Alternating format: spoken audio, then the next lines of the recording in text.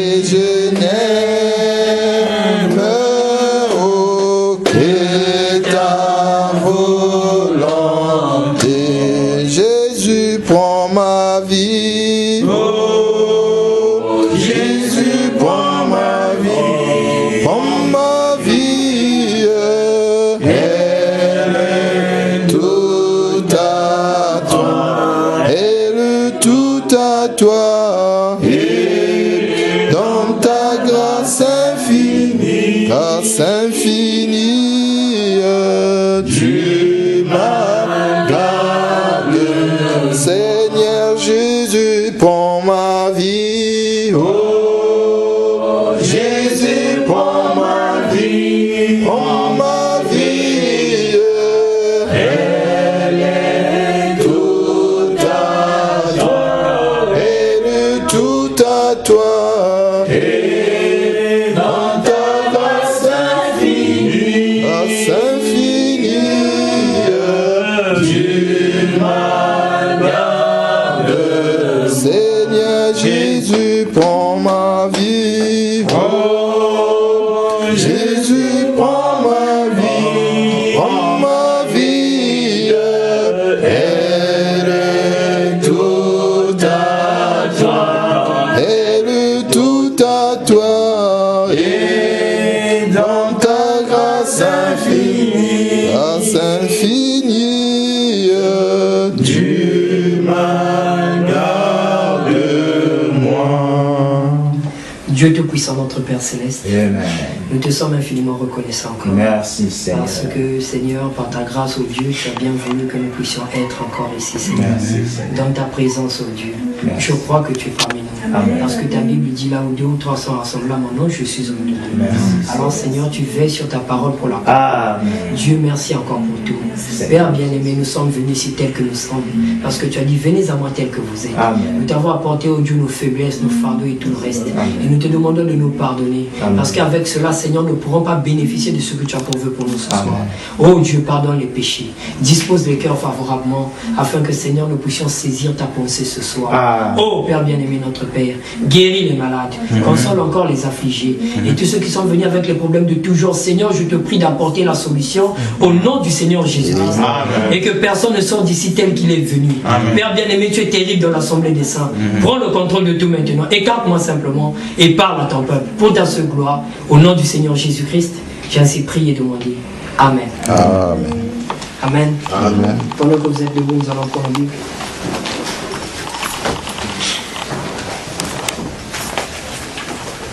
Nous allons commencer à lire dans le livre d'Exode.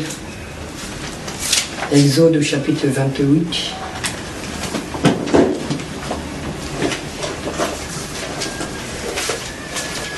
Exode chapitre 28. Nous allons lire tous ensemble. Je vais commencer et après ainsi de suite. On va s'arrêter au verset 30. Amen. Exode chapitre 28, du premier verset au verset 30. Je commence. Exode 28, premier verset, je lis au nom du Seigneur Jésus-Christ. Fais approcher de toi Aaron, ton frère et ses fils, et prends-les parmi les enfants d'Israël, pour les consacrer à mon service dans le sacerdoce. Aaron et les fils d'Aaron, Nadab, Abihu, Éléazar et Itamar. Tu feras à Aaron, ton frère, des vêtements sacrés pour marquer sa dignité et pour lui servir de parure. Tu parleras à tous ceux qui sont habiles, à qui j'ai donné un esprit plein d'intelligence, et ils feront les vêtements d'Aaron afin qu'ils soient consacrés et qu'il exerce mon sacerdoce. Voici les vêtements qu'ils feront. Un pectoral, un éphod, une robe, une tunique brodée, une tiare et une ceinture. Ils feront des vêtements sacrés à Aaron, ton frère, et à ses fils, afin qu'ils exercent mon sacerdoce. Ils emploieront de l'or, des étoffes teintes en bleu, en pourpre, en cramoisi et de fin lin. Ils feront les fautes d'or, de fil bleu, pourpre et cramoisi, et de fin lin retors. Il sera artistement travaillé. On y fera des épaulettes qui le joindront par ses deux extrémités, et c'est ainsi qu'il sera joint.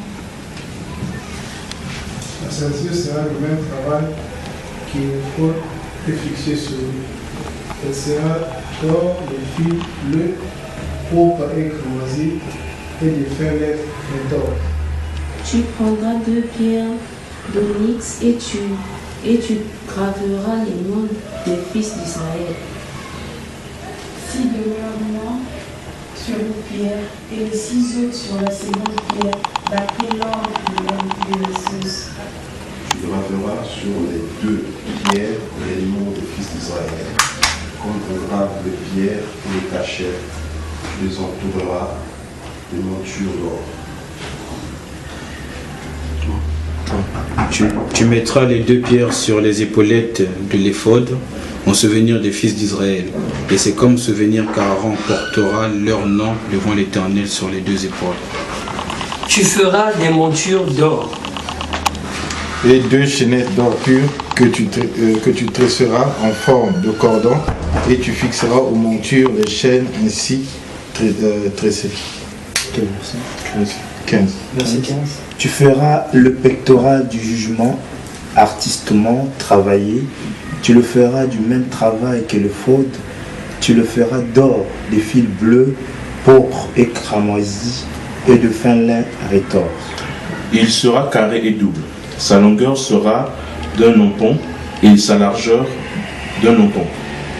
Tu y enchâsseras une garniture de pierre, 4 rangées de pierre, première rangée, une sardone, une topaze, une émeraude, seconde rangée, une escarboucle, un saphir, un diamant. Troisième rangée, une opale, une agate, une améthyste. Quatrième rangée, une chrysolite, un onyx.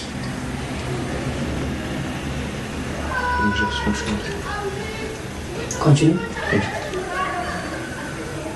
Un onyx, un jaspe. Ces pierres seront enchâssées dans leur monture d'or. 21. Verset 21. Il y en aura 12, d'après les noms des fils d'Israël. Elles seront gravées comme des cachets, chacune avec le nom de l'une des 12 tribus. Tu feras sur le pectoral des chaînettes d'or pur pressées en forme de cordon. Tu feras sur le pectoral 2 anneaux d'or et tu mettras ces 2 anneaux aux 2 extrémités du pectoral. Tu passeras les 2 cordons d'or dans les 2 anneaux aux 2 extrémités du pectoral. Et tu arrêteras par le vent du bout de 2 cordons aux 2 montures placées sur les épaules et les feux. Tu feras encore 2 anneaux d'or que tu mettras aux 2 extrémités du pectoral, sur le bord intérieur appliqué contre les faux.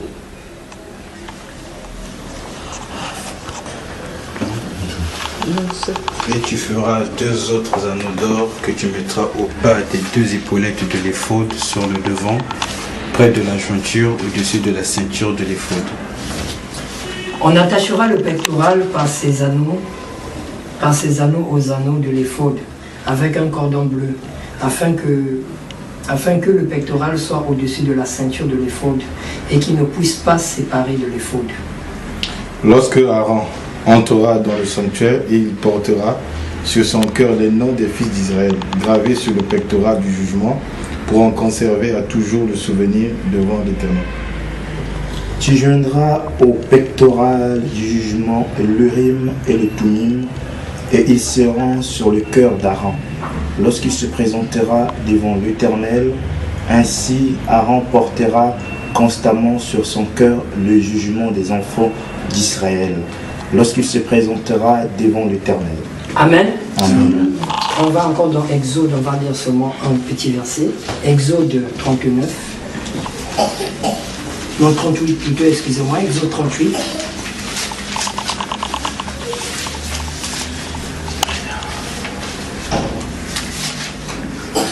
Non, c'est bien Exode 39, excusez-moi.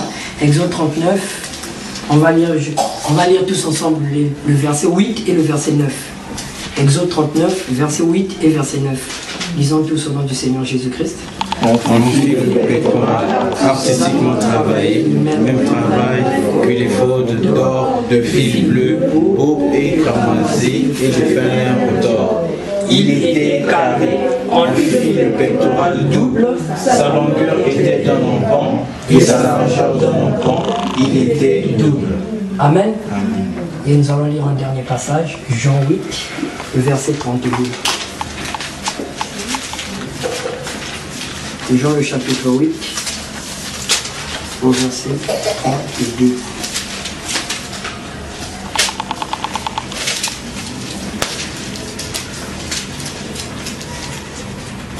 Jean 8, le verset 32. Lisons tous au nom du Seigneur Jésus-Christ. Vous connaîtrez la vérité et la vérité vous affranchira. Amen. Amen. On va dire un mot de prière. Seigneur Jésus-Christ, notre Dieu, nous voici encore, Père bien-aimé, devant ton peuple. Ô Dieu Tout-Puissant, si nous sommes rassemblés ici, Père bien-aimé, ce n'est pas pour un homme, mais c'est pour toi, Seigneur. Mes frères et mes sœurs ont quitté leur domicile. Tous nous nous sommes rassemblés ici, Papa, parce que nous croyons que tu es au milieu de ton peuple. Seigneur Jésus, nous venons de lire comme toute personne qui sait lire pouvait lire la Bible. Mais pour ce qui est de l'interprétation, nous nous attendons à toi. Seigneur, viens au Père bien-aimé acheter les eaux. Donne-nous ta révélation. Fais-nous voir ces choses sous les lunettes de Malachie 4, afin que, Père bien-aimé, oh Dieu, nous puissions sortir le contexte et qu'aujourd'hui cela soit encore une bénédiction pour nous et que nous puissions nous rapprocher encore plus près de toi. Je t'en supplie, Papa, pardonne les péchés et dispose chacun de nous afin que personne de nous ne sorte tel qu'il est venu et que tous disent que réellement Jésus-Christ nous a visités. Pour ta seule gloire, Seigneur, au nom de Jésus-Christ, je te recommande tout ce moment. J'ai ainsi prié et demandé.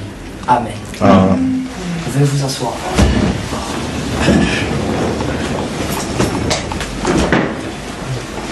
Amen. Je vous salue tous dans le nom du Seigneur Jésus-Christ. Amen. Nous sommes encore reconnaissants à Dieu d'être ce soir au milieu de lui. Et nous croyons qu'il est au milieu de nous. Amen. Amen. Comme d'habitude, aujourd'hui, samedi, c'était un jour d'enseignement. Et Dieu m'avait mis quelque chose dans le cœur. Donc j'ai essayé de méditer dessus et j'aimerais partager cela avec vous par la grâce de Dieu. Amen.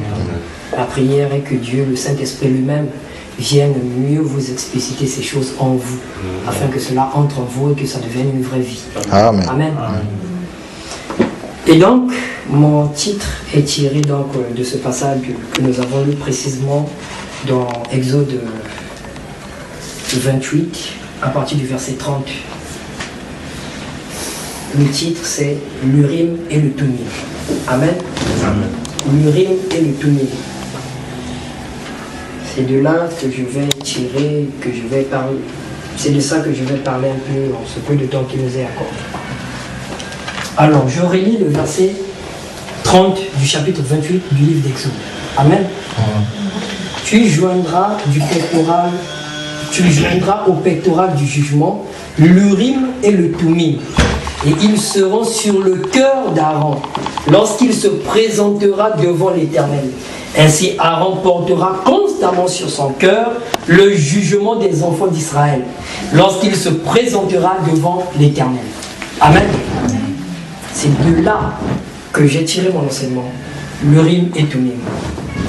Alors, nous avons lu tous ensemble tout le passage du chapitre 28 du livre d'Exode, où Jésus-Christ, où Dieu lui-même disait à Moïse, donnait des instructions à Moïse sur ce qu'il devait faire sur la construction des vêtements sacerdotaux, les vêtements du principal sacrificateur. Amen. Et donc Dieu lui donnait tous les mesures. Il donnait même la couleur des éléments. Il donnait tous les éléments. Il a cité l'effort on va dire la soutane, la tunique qu'ils utilisaient. Et tout le reste. Dieu a donné tous les détails. Amen. Et Dieu est arrivé aussi à décrire un élément qu'on appelait le pectoral du jugement. Amen. Et donc ce pectoral du jugement-là était composé donc d'une garniture d'or sur lesquelles on avait disposé 12 pierres. Et les 12 pierres étaient représentées par les 12 tribus d'Israël. Nous avons lu chaque pierre, la pierre d'onyx, sardoine, émeraude, cristal et tout le reste. Amen. Et à côté de ça, dans le verset 30, l'Éternel dit à Moïse, tu joindras au pectoral d'Aaron l'Urim et le Thummim. Amen. Amen. Nous pouvons déjà comprendre par là que l'Urim et le Thummim n'est pas réellement le pectoral d'Aaron. Vous comprenez? Amen. L'Urim et le Thummim devaient être joints au pectoral d'Aaron. Ça, c'est quand Dieu est en train d'expliquer à Moïse. Maintenant, quand Moïse commence à construire, nous sommes là dans Exode 39. Amen. Amen. Dans Exode 39, Moïse maintenant commence à confectionner ce vêtement-là. Vous comprenez? Dans 28, c'est Dieu qui lui donne des ordres. Voici ce que tu feras. Dans 39, c'est là où Moïse maintenant confectionne cela. Amen. Amen. Donc quand je relis les versets 8 et 9, on fit le pectoral, donc Moïse et les autres, on fit le pectoral artisanement travaillé, du même travail que les faudes, d'or et de fil bleu, pourpre et cramoisi, et de fin lin rétor. Il était carré. On fit le pectoral double. Amen. On fit le pectoral double. Sa longueur était d'un empan, sa largeur d'un empan, et il était double. On le garnit de 4 rangées de pierres. Pierre rangée, première rangée, sardoine et topaz et tout le reste. Il était carré, je reviens au verset 9. Il était carré, on fit le pectoral double, sa longueur était d'un empan et sa largeur d'un empan. Il était double. Amen. Le pectoral d'Aaron, il était double. D'accord?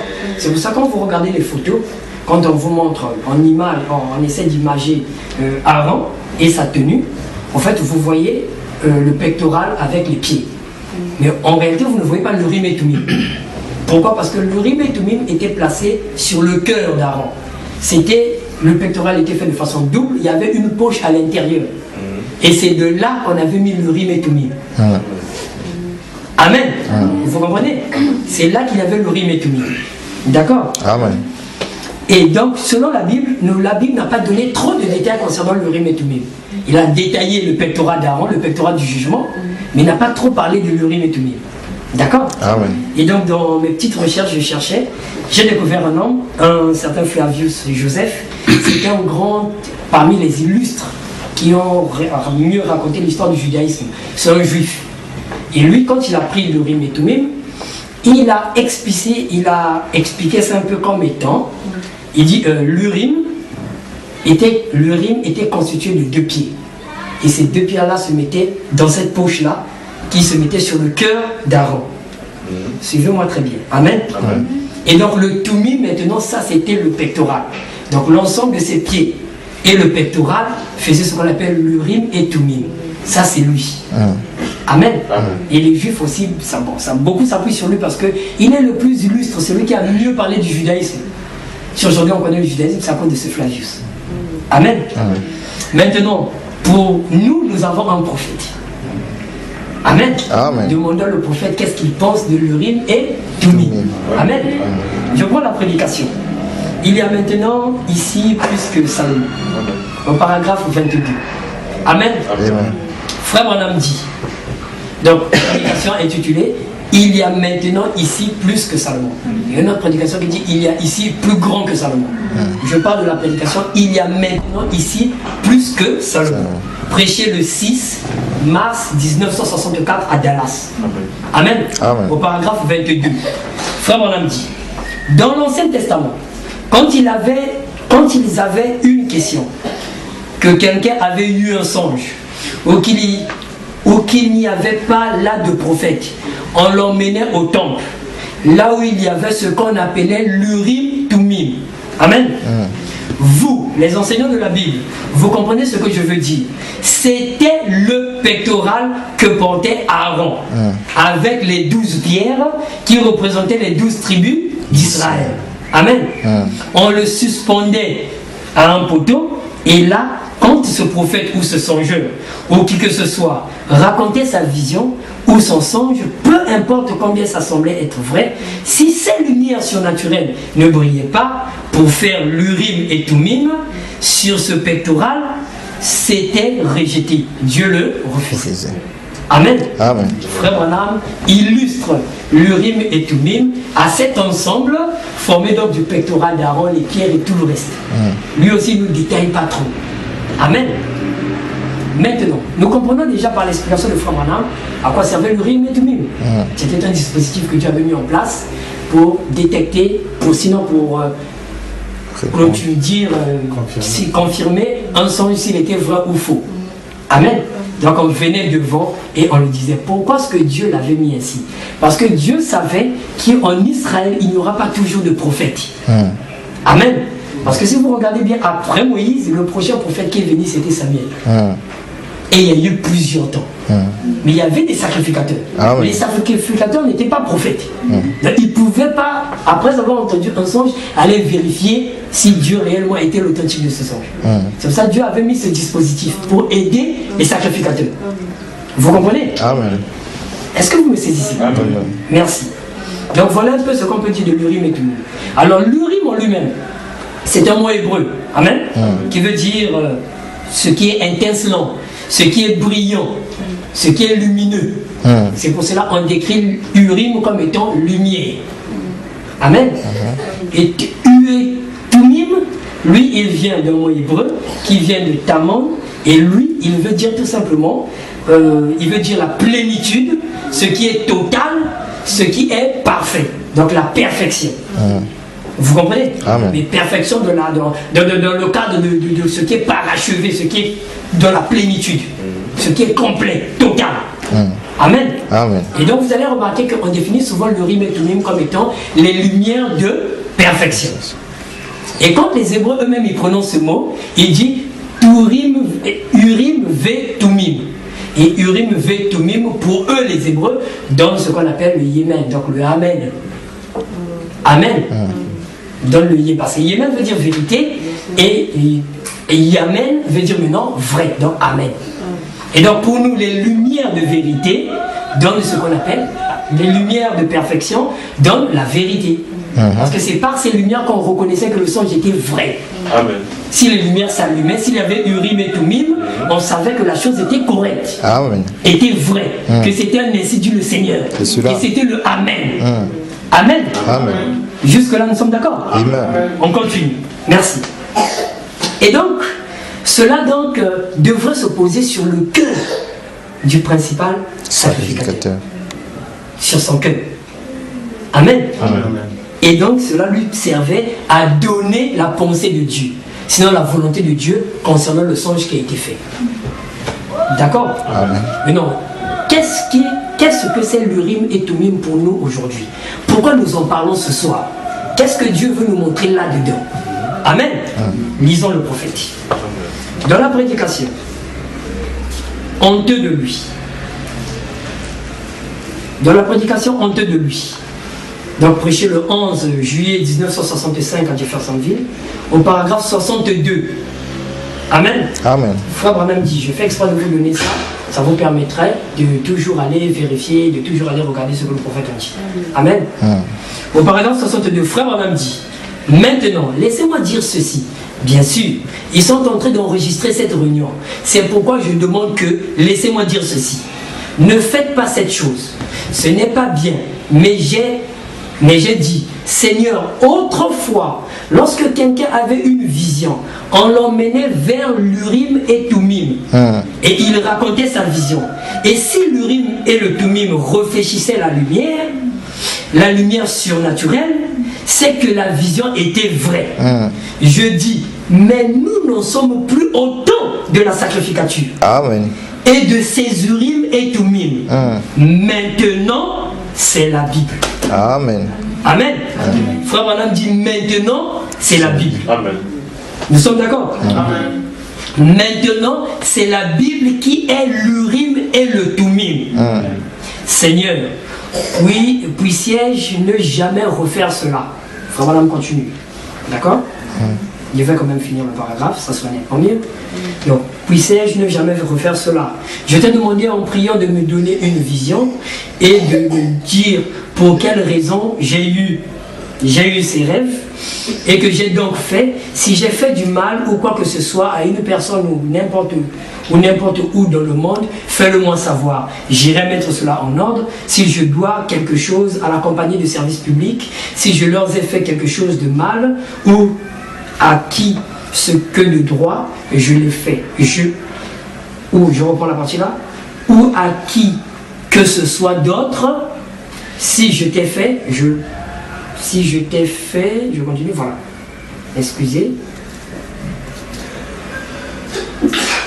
Voilà. Si je t'ai fait quelque chose de mal, fais-le-moi savoir. Je veux mettre cela en ordre. Mettez ces choses en ordre tout de suite. N'attendez pas cela peut-être.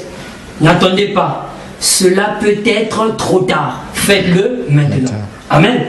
La partie qui m'intéresse, c'est un peu plus haut. Au frère Branham nous dit que autrefois, quand les gens faisaient les songes, les gens disaient quelque chose de la part de Dieu, on venait devant le Rime et Tourim. C'est lui qui départageait. C'est lui qui disait si c'est la parole ou si c'est pas la parole. Si c'est le Dieu ou c'est pas le Dieu. Si c'est le Amen ou c'est pas l'Amen. Amen. Le frère Branham dit nous ne sommes plus en ce temps-là. Et aujourd'hui, il dit l'Urim et Tumim, c'est la Bible. Amen. Effectivement, frère Branham a dit vrai. L'Urim et Tumim, c'est la Bible. Pourquoi? Pour la simple et bonne raison, déjà, vous comprenez déjà que cela devait être porté sur le cœur. Et sur le cœur du principal sacrificateur. D'accord? Et donc, aujourd'hui, nous avons un avocat, nous avons un principal sacrificateur qui est Melchisedec lui-même. Amen. Amen, Jésus-Christ. Et pourquoi l'Urim et Tumim devait être porté sur son cœur? Parce qu'il devait porter à tout jamais le jugement du peuple. Amen. Vous comprenez? Amen. Et donc nous avons eu notre sacrificateur qui est venu sur la terre, qui a pris sur lui notre jugement sur son cœur et il a porté cela à la croix. Et à tout jamais il fait l'expiation pour nous. C'est notre sacrificateur. Amen. Vous comprenez? Et c'est écrit dans notre Bible. C'est cela. Dans le Nouveau Testament.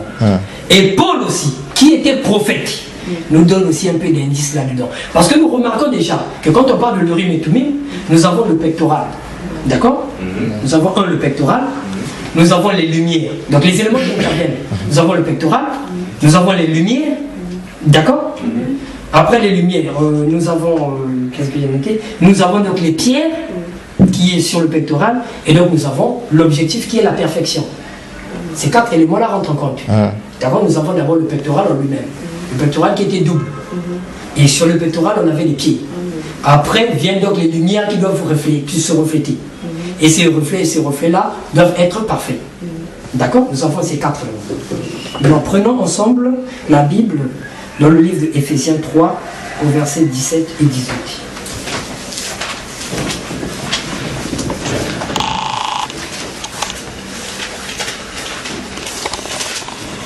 Éphésiens 3, versets 17 et 19.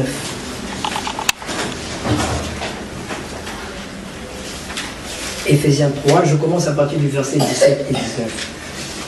Amen. Amen. Vous y êtes, j'espère. Amen. La Bible dit, Paul dit, en sorte que Christ habite dans vos cœurs par la foi, afin qu'étant enracinés et fondés dans l'amour, vous puissiez comprendre avec tous les saints quelle est la largeur, la longueur, la profondeur et la hauteur, et connaître l'amour de Christ. Amen. Qui surpasse toute connaissance, en sorte que vous soyez remplis jusqu'à toute la plénitude de Dieu. Amen. Amen. Maintenant, je vais reprendre lentement ces passages. Vous allez voir où je vous emmène. Amen. Il commence au verset 17.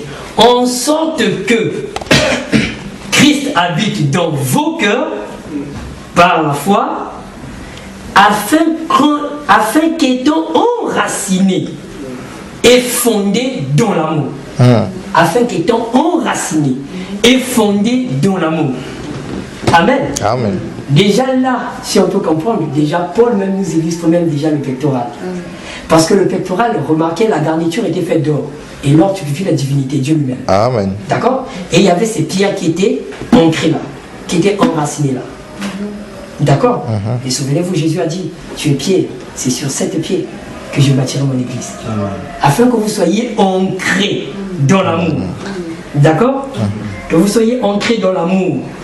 Et vous puissiez comprendre avec tous les saints. Il y avait 12 pierres. Vous vous rappelez que tu fais les 12 tribus d'Israël, le peuple d'Israël. Et nous sommes l'Israël spirituel. Amen. Amen. Amen. Avec tous les saints. D'accord? Avec tous les saints, Je suis. 18. Voilà, verset 18, merci. Avec tous les saints, quelle est la largeur, la hauteur, la profondeur, la profondeur et la hauteur, et connaître l'amour de Christ qui surpasse toute connaissance. Connaître l'amour de Christ. Amen. Amen. Connaître l'amour de Christ qui surpasse toute connaissance. En sorte que vous soyez remplis de la plénitude de Dieu. Dans la plénitude, nous avons déjà la perfection. Et l'objectif, c'était de connaître la volonté de Dieu. Amen. Connaître ce que Dieu avait dit. Amen. Et ce que Dieu avait dit, c'est sa parole. Amen. Et la parole de Dieu pour nous, c'est son amour. Amen. Amen.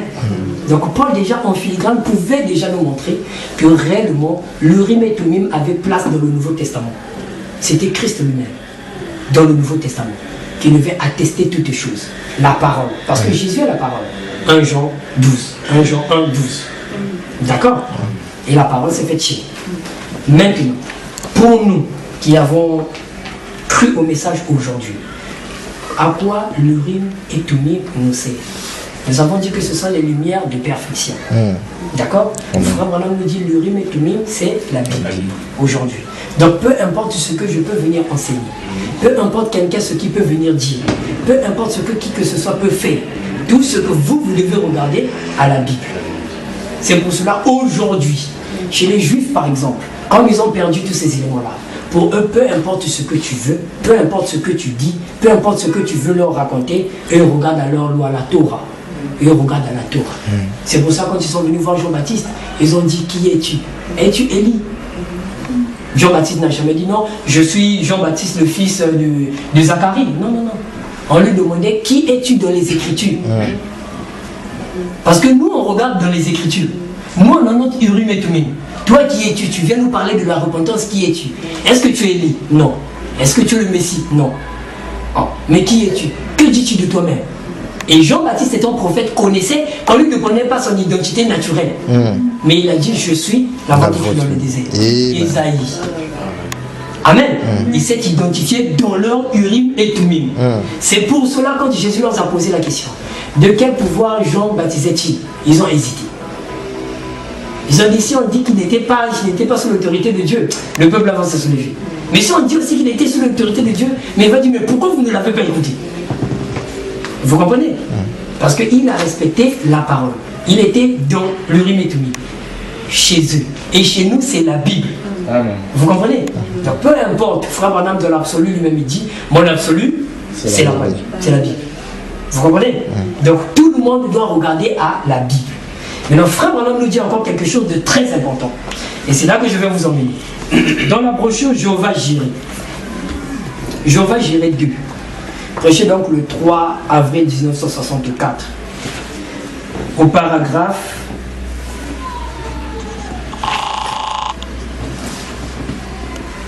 on va commencer à partir du paragraphe 92 jusqu'au paragraphe 102.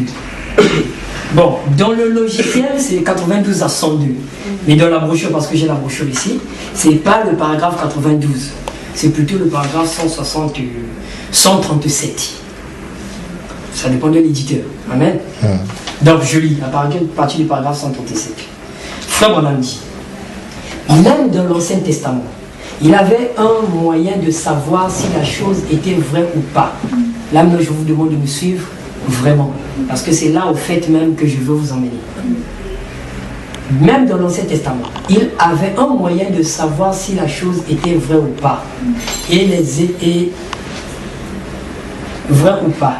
Il les emmenait, songeurs ou prophètes ou prophétiseurs, ou qui que ce soit, il les emmenait devant l'Urim et Thummim. C'était une lumière surnaturelle. Dieu est toujours surnaturel. Amen. Il met Dieu au présent parce que Dieu est toujours présent. Dieu est toujours surnaturel. Il agit dans le surnaturel. Tant qu'il y a là un Dieu, le surnaturel est présent. Tant qu'il y a un Dieu, le surnaturel est présent. Amen. Amen. Si c'est le Dieu Jéhovah, là il précise. Parce que vous avez vu, il a bien dit tant qu'il y a un Dieu. Il n'a pas dit tant qu'il y a le Dieu. Un Dieu. Le surnaturel vient là. Mais si c'est le Dieu Jéhovah, c'est lui le vrai Dieu. Et c'est lui le seul Dieu. Amen. Amen. Et peu importe quand combien ce songe semblait excellent, si cela ne reflétait pas sur l'Urim et Thummim, alors c'était faux.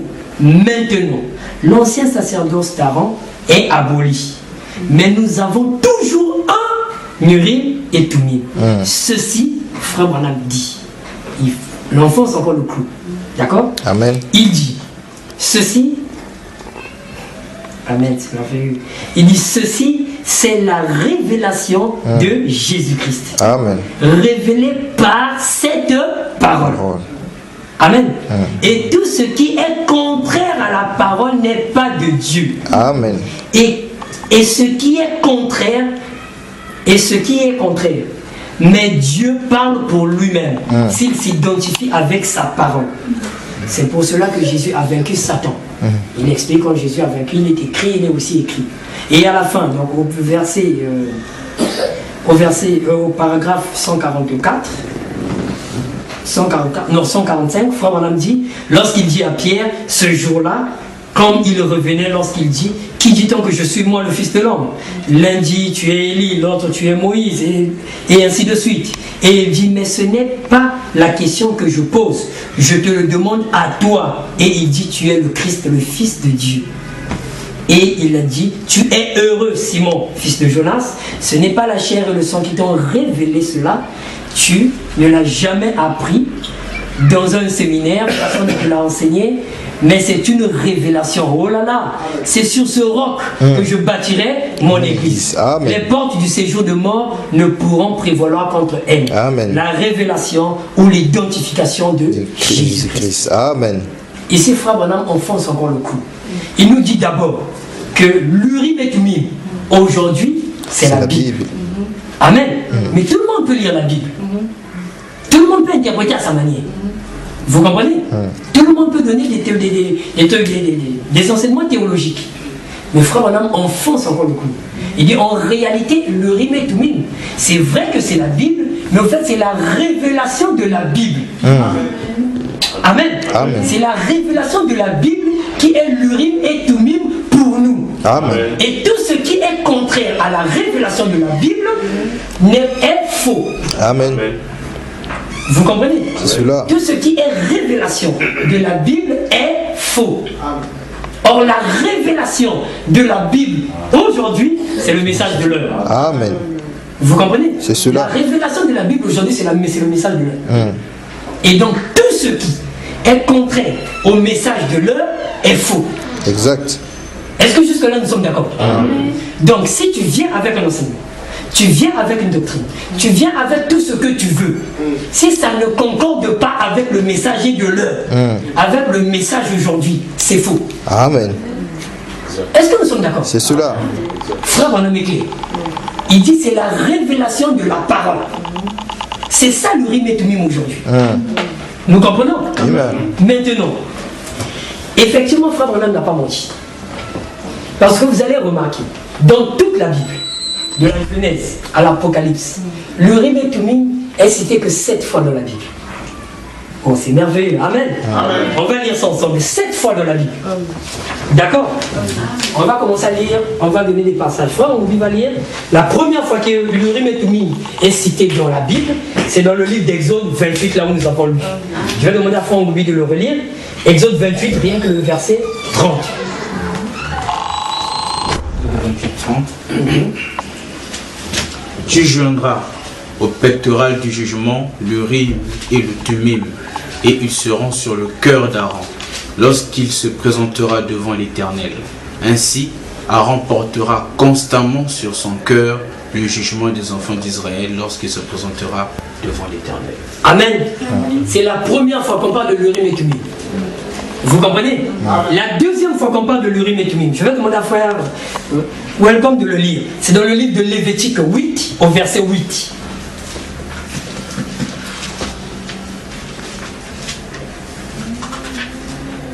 Lévitique 8, verset 8.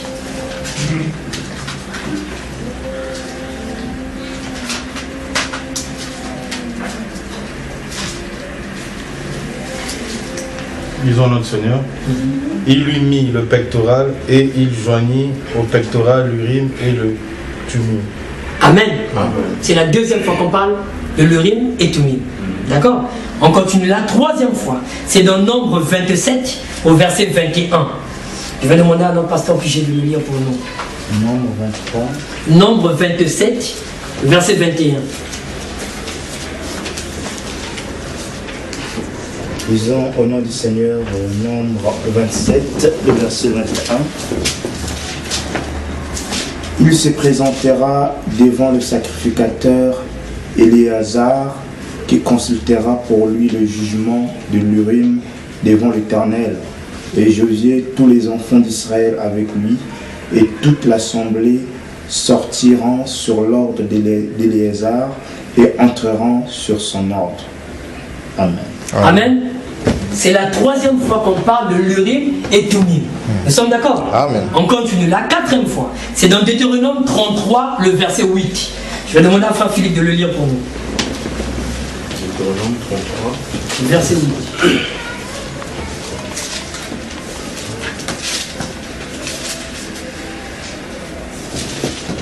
Deutéronome 33, verset 8, disant, sur Lévi, il dit, les Tumim et les Urim ont été confiés à l'homme saint que tu as tenté à Massa et avec qui tu as contesté aux eaux de Mériba. Amen. Amen.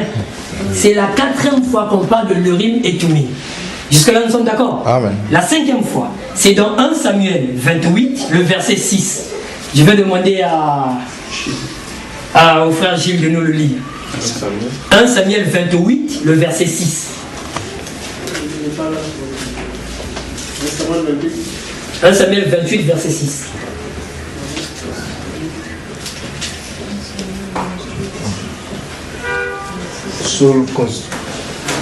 Saul consulta l'Éternel, et l'Éternel ne lui répondit point, ni par des songes, ni par l'Urim, ni par les prophètes. Amen. Vous voyez, non? C'est la cinquième fois qu'on parle de l'Urim et Tumim. Nous sommes dans 1 Samuel, d'accord? Amen. La sixième fois, c'est dans le livre d'Esdras, au chapitre 2, le verset 63. Je vais demander à notre sœur Dominique de le lire pour nous. Esdras, au chapitre 2, le verset 63.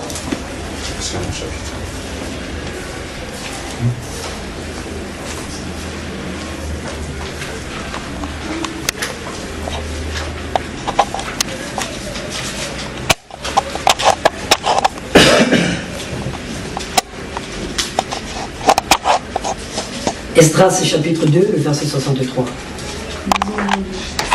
Verset 63. Et le gouverneur leur dit de ne pas manger des choses très saines jusqu'à ce qu'un sacrificateur ait consulté l'Urim et le Tumim. Amen. Et surveillez bien cette phrase-là. Et le gouverneur leur dit de ne pas manger ces choses-là jusqu'à ce qu'un sacrificateur ait consulté l'Urim et Tumim. Et la dernière fois qu'on parle aussi de l'Urim et Tumim dans la Bible, dans le mot Urim et Tumim, c'est dans le livre de Néhémie, au chapitre 7, au verset 65. Et là-bas, on va faire que répéter cette phrase-là. Je vais demander à frère Enoch de nous le lire maintenant. Néhémie 7, verset 65.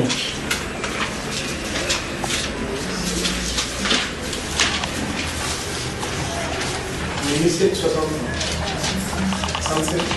Oui. Et le gouverneur leur dit de ne pas manger des choses très saintes jusqu'à ce qu'un sacrificateur ait consulté l'Urim et le Tumim. Amen. Vous voyez? Donc nous avons les 7 fois que l'Urim et Tumim est cité dans la Bible. Vous comprenez? Nous croyons que la Bible est inspirée par le Saint-Esprit, n'est-ce pas? Amen. Nous croyons que c'est Dieu. Amen. Et Dieu ne fait pas des choses au hasard.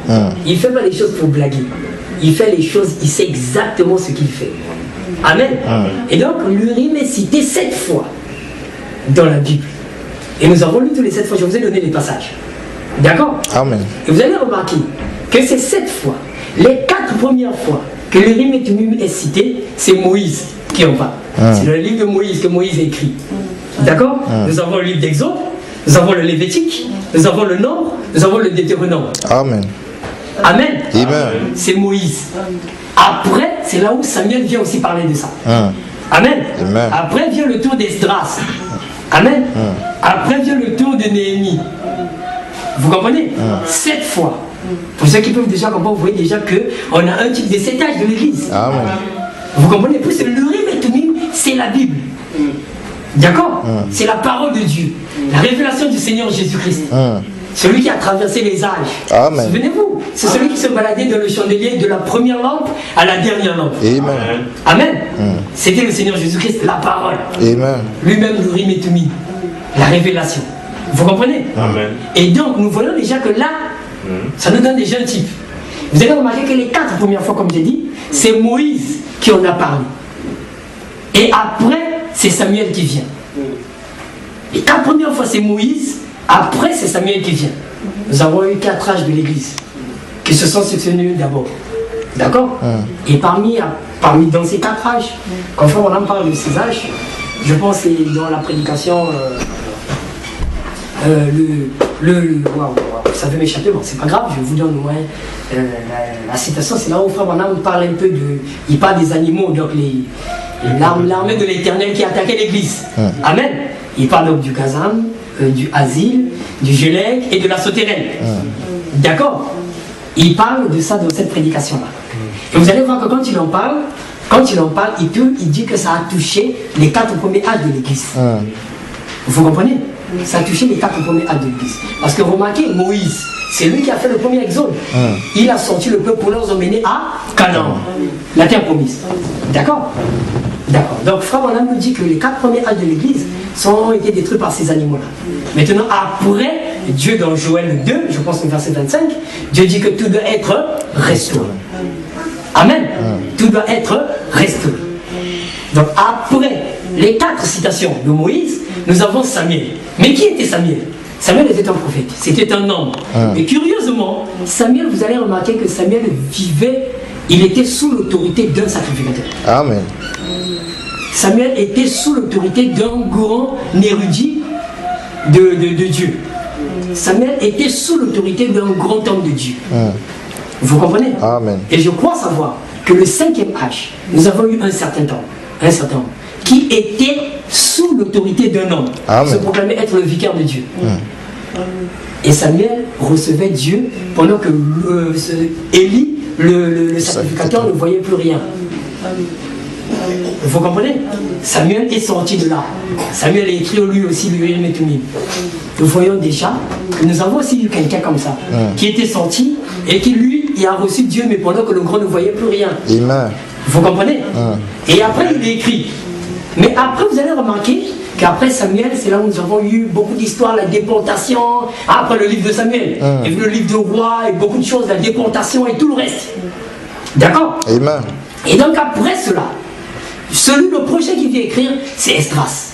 Mais remarquez, quand Esdras écrit, déjà dans Esdras 1, on dit la première année du roi Cyrus. C'est quand Dieu révèle l'esprit de Cyrus, pour qu'on doit aller reconstruire Jérusalem. Reconstruire le temple de Jérusalem. C'est Esdras.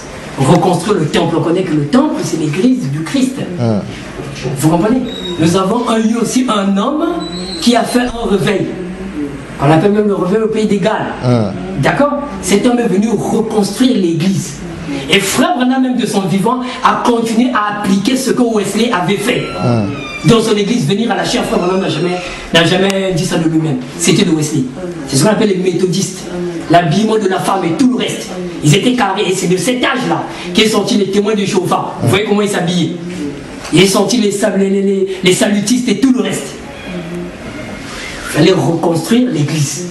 Reconstruire comment le comportement de l'église. Vous comprenez? Mais il n'a pas tout fait. Parce qu'après l'issue de ces choses, quand le temple a été reconstruit, au temps d'Esdras, l'autel a été restauré, au temps d'Esdras, l'autel est restauré. Au temps d'Esdras, les fondements sont placés. L'église est faite, le temple est construit. Au temps d'Esdras, il y a eu la dédicace. Amen. Vous comprenez? Au temps d'Esdras, il y a eu la dédicace. Et nous aussi, nous avons vu à la fin de cet âge, en ce temps-là, il y a eu le baptême du feu. Dieu est venu coiffer l'église. Il a restauré les dents. Parce que l'église était restaurée. Amen. Il a restauré les dons. C'est cela. Mais la restauration n'était pas encore complète. N'était pas parfaite. N'était pas parachevée. Au moins, il a restauré les dons.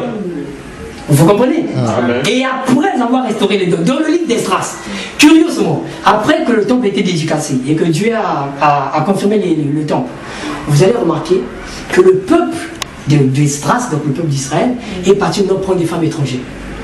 Ils ont commencé encore à se mêler dans les femmes étrangères. Ils ont commencé à se mêler dans les fausses doctrines. Ils ont commencé à se mêler dans toutes ces choses. Ils ont commencé à se mélanger. Vous comprenez? Alors il fallait que Dieu envoie encore un homme, un autre prophète, Néhémie.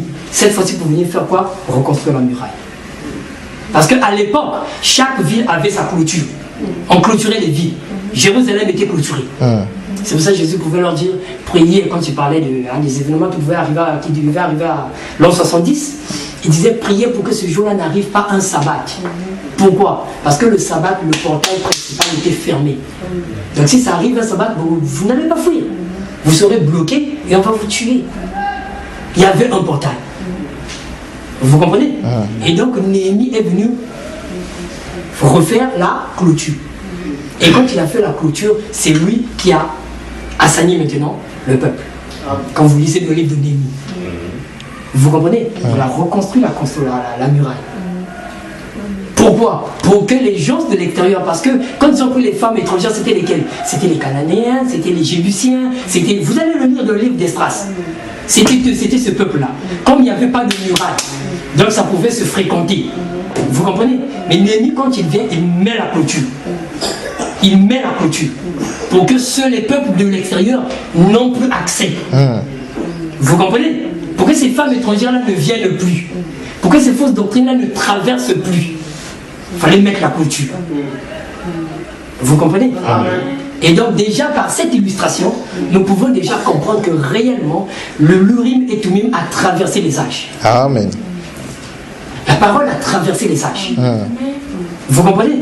Frère Branham dit ceux du temps de Luther, ils avaient leur Saint-Esprit. Amen. Mais ce n'était pas le Saint-Esprit dans sa plénitude.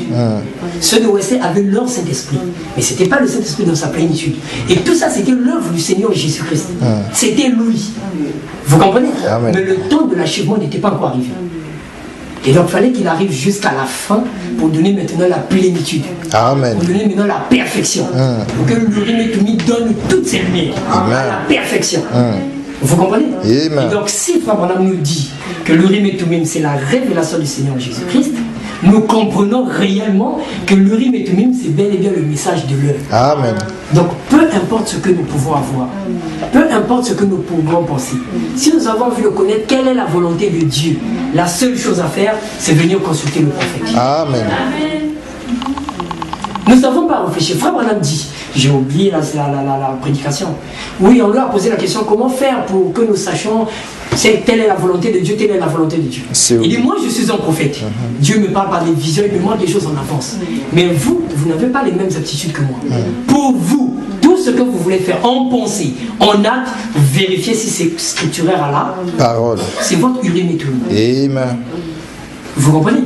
Pour nous, c'est ça. C'est notre Urim et Thummim. Tu veux faire ceci. Qu'est-ce que la parole dit à propos de ça?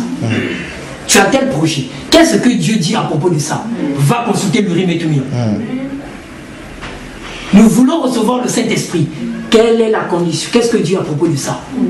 Dieu dit quoi? Comment faire pour recevoir le Saint-Esprit? Va consulter l'Urim et Thummim. Amen. Tu veux aller au ciel? Va consulter l'Urim et Thummim. Exactement. Tout ce que nous voulons faire aujourd'hui, venons consulter l'Urim et Thummim. Parce que si nous sommes sûrs et certains de consulter cet Urim et Thummim là, alors nous sommes sûrs et certains de rentrer. Parce que quand on a dit à Frère Branham, de l'autre côté, qui sera jugé, il a posé la question. Mais donc ceux de Paul, ils sont. Oh non, eux aussi seront jugés. Il dit ah bon? Mais si ceux de Paul est jugé, s'ils rentrent, les miens aussi rentreront. Pourquoi? Parce que moi aussi j'ai prêché. Comme Paul. Comme Paul. Moi aussi j'ai utilisé le même Urim et Thummim. Donc si déjà pour lui c'est attesté, Paul est attesté, c'est bon, Frère Branham n'a plus peur. Et si Frère Branham est attesté là-bas, alors moi je n'ai pas peur. Amen. Je n'ai pas peur parce que si je sais que j'ai regardé l'Urim et Thummim. Amen. Vous comprenez? C'est pour cela, regardons au message. Prenons le temps de lire le message, de méditer sur le message. C'est lui notre Urim et Tumim en ce temps du soir. Tu veux connaître tout, tout est là-dedans. Il n'y a pas un secteur de la vie que Frère Branham n'a pas touché. C'est cela. Il a tout dit. Il était le dernier prophète. Il ne pouvait pas quitter la terre sans avoir tout dit. Amen. Dieu est obligé même par lui de restaurer le mariage du divorce. Amen. Pendant que tout le monde était déjà condamné. Il était obligé d'aller intercéder pour nous. Et Dieu a dit je les pardonne. Et Dieu leur de ne plus recommencer. Parce qu'on était déjà condamnés. Vous comprenez? Personne d'autre après lui pouvait venir corriger cela. C'est pas possible. C'est notre Urim et Tumim. Le message de l'heure. Amen. Amen. C'est Frère Branham qui nous a apporté cela. Donc peu importe ce que nous pouvons faire, peu importe ce que nous pouvons dire, peu importe ce que nous pouvons enseigner, soyons comme les Juifs. Alors regardez à l'Urim et Tumim. Qu'est-ce que le prophète dit? Si le prophète ne le dit pas, je préfère mettre ça à côté parce que c'est faux. Dieu ne peut pas dire par son prophète et dire quelque chose d'autre. Il a dit au peuple du Aaron et à sa sœur Myriam, il a dit aux autres prophètes, je leur parlerai par des songes. Mais à Moïse, je lui parle face à face. Amen. Amen. Et nous avons eu en notre temps plus grand que Moïse.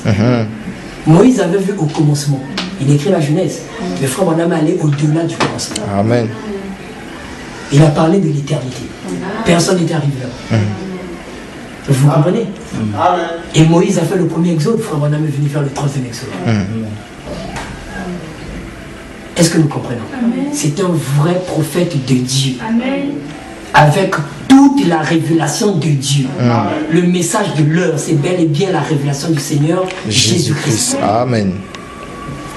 Et si nous acceptons tout cela, si nous marchons de la manière que cela nous demande de marcher, nous sommes sûrs et certains que nous rentrerons.